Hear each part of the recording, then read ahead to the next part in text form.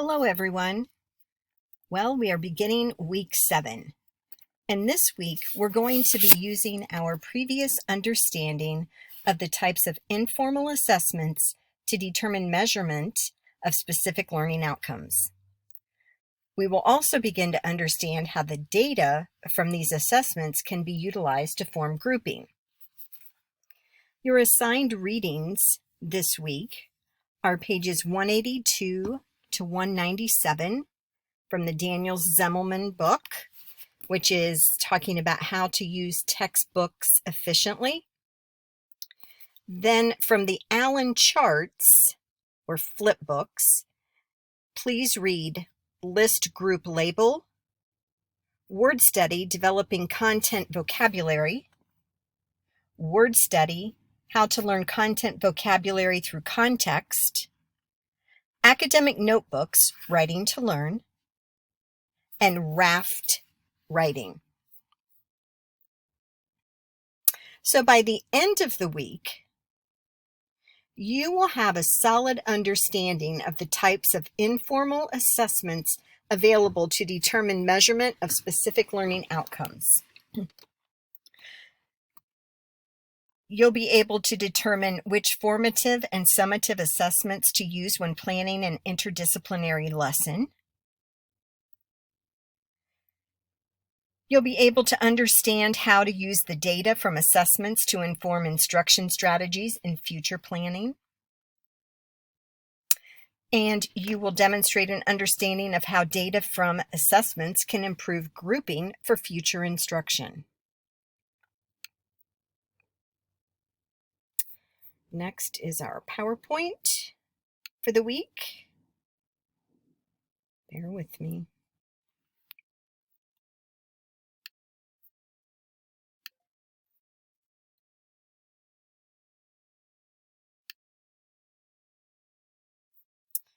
I'm sorry. Okay, week 7.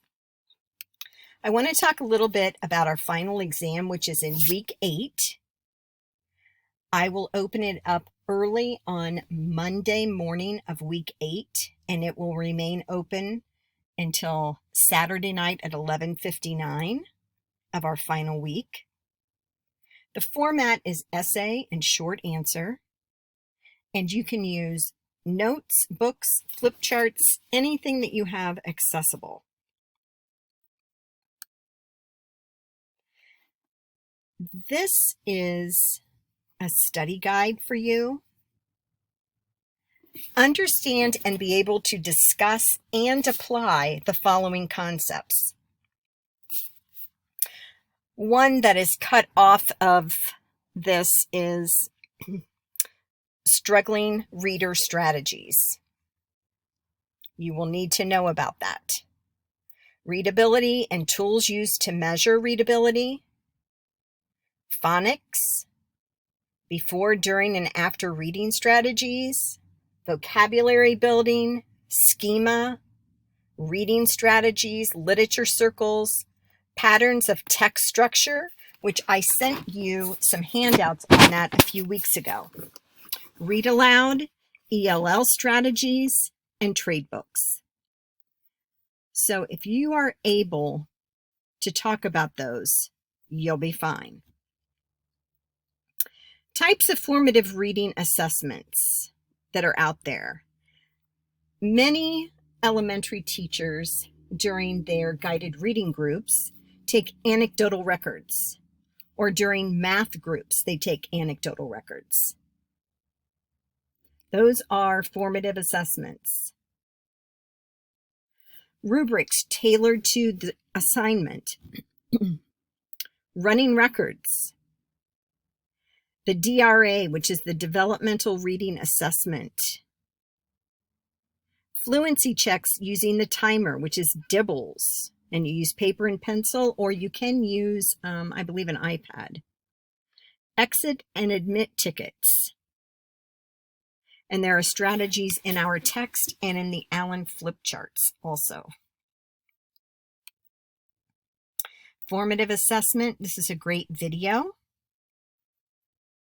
And you're going to be answering questions about formative assessment on your PowerPoint response.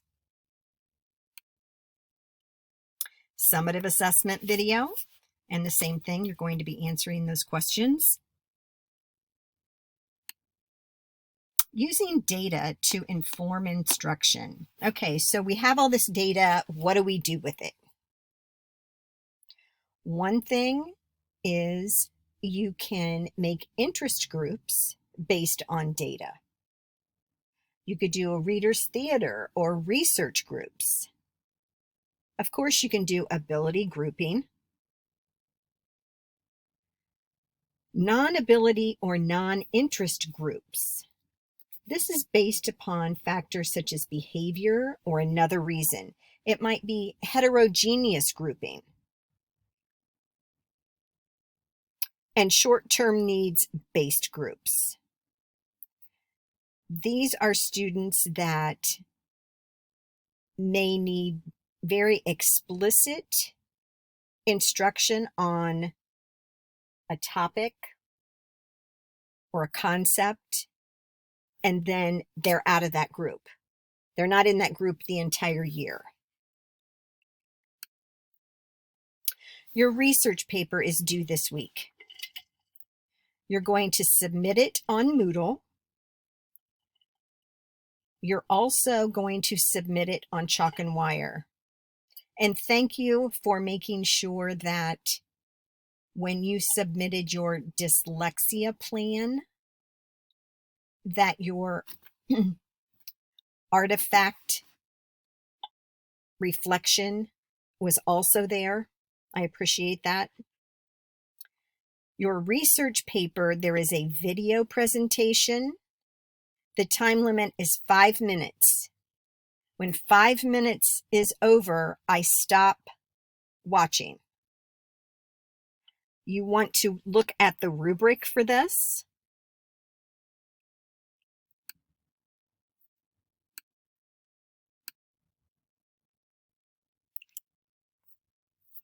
Okay.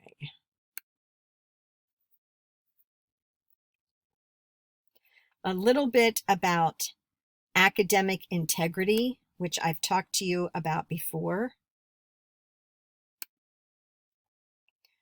Run your paper through Grammarly, Chegg.com, Viper.com to make sure that you have not accidentally used someone else's words when you thought you had it paraphrased and cited.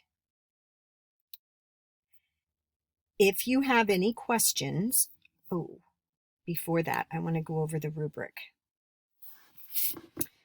Make sure that you have a professional presentation, that your work is scholarly. Obviously, you have a relevant topic. You need at least 10 pages of text, which includes the cover page and references. Make sure it's double-spaced and has 1-inch margins. You do not have to include an abstract. You can if you want, but you don't have to. All ideas not the writer's own are documented in accurate APA style. Are your main points clear and easily understood? So a reader who knows nothing about this topic could completely understand it from reading your paper. Make sure that you have consistent, correct spelling, usage, and punctuation. Make sure your paper's organized. It has a flow to it. Quality presentation in the assigned time limit of 3 to 5 minutes. And then, of course, your artifact reflection on Chalk and Wire. If you have any questions about this, please ask me.